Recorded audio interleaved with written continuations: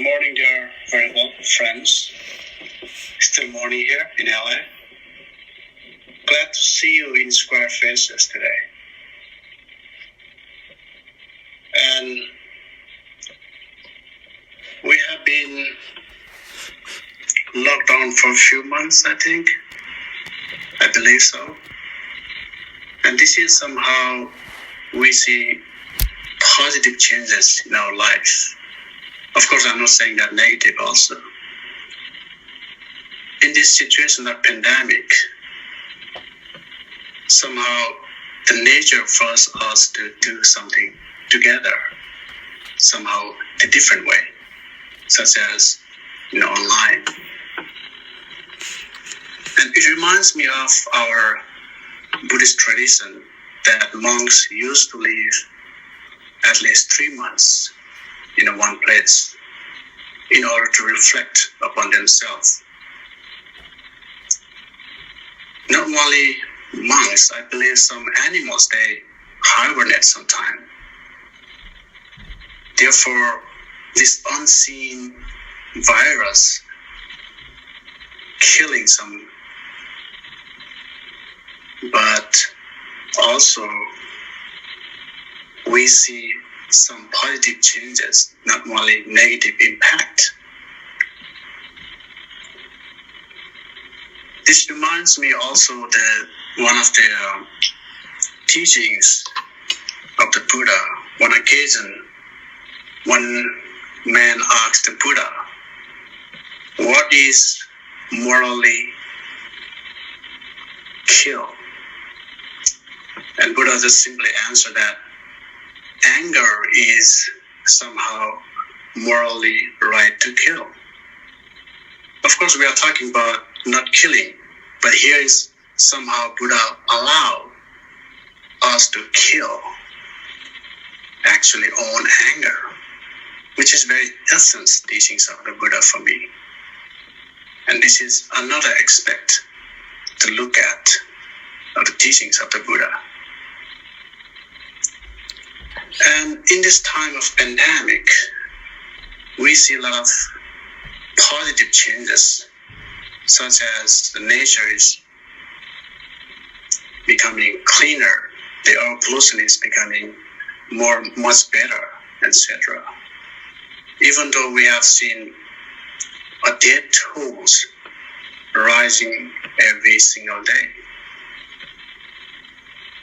But if we look deeply, we could also see people dying from hunger more than the virus that kill people. Millions of people are dying every year by hunger. Perhaps we have not heard about that, or we have not seen those. That is why Buddha's simple message in this particular situation is, he said, the hunger is a human disease. Not only human disease, but also all creatures, of course. That is why all creatures depend on food and water. This is very simple. And it reminds me of the final days of the Buddha. Of course, in early Buddhism, they recorded in Mahaparinibbana Sutta. So on occasion, Buddha asked Ananda to bring him a water because he was simply thirsty, very sick. And Ananda said, "Dear Lord, and the river is not clean enough to drink water because some buffaloes, some carts just pass by, so water is very contaminated." For the second time, Buddha asked the same thing, "Please bring me water." But Ananda said, "Okay, dear Lord, we're going to go to another river nearby so we could get clean water." For the third time, Buddha requests Ananda again, "Bring me water, please. I'm thirsty."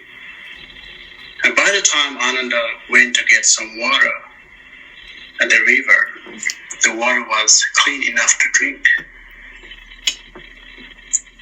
So that means when our mind is shaking like water, we won't be able to see what is in the bottom of the water.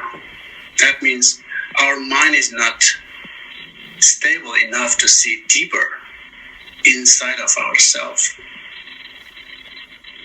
So that is the very clear message of the Buddha, that it is okay to listen, it is okay to hear something, but it is not okay to always depend on someone. That means you have to depend on yourself.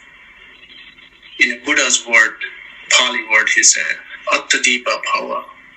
So be island upon yourself, or be light upon yourself. Go refuge on yourself.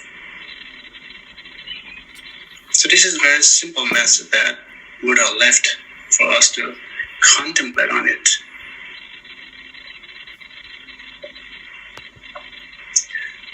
So therefore, commemorating his birthday today, not only reflecting his birth, but also his enlightenment, place where he first created the Bhikkhu Sangha, or monks community, and Parinibbana, place where he passed away. So he also recommended to visit those places in order to reflect on ourselves. What is the Buddha's life look like? So which is very beautiful to look at that discourse. So there's one word in Dhammapada saying that Appamado amatang padang amado mayadasiva, which means when we live in the fear, we are no different than dying every day. And we know that our cells in our body dying every day. So why not we reflect upon ourselves that we are actually dying every single day, every second. So this is very relevant, resonant to me, of course. And therefore, the final message that Buddha gave to his fellow disciple monks is all compounded things are impermanent. Therefore, live mindfully. Work on it diligently. So this is the very simple but yet profound message given to his fellow disciple monks. Of course, this applies to every human beings, and every human beings can reflect upon it. So I would like to end this short message with my few words in Pali. Sabbe satta avera sukha jivino katang punyang phalang mayang sabbe bhagi bhavantute. Sakala prani pi sukhi jima, sakala prani pi nidukhi jima, jisa yanagu punya dakko, sakala prani pi sa inaka pema. May all beings be well, happy and peaceful, free from enmity and danger. Whatever goodness we have done today, may these goodness be shared by all beings and all directions. Sadhu, sadhu, sadhu. Thank you so much.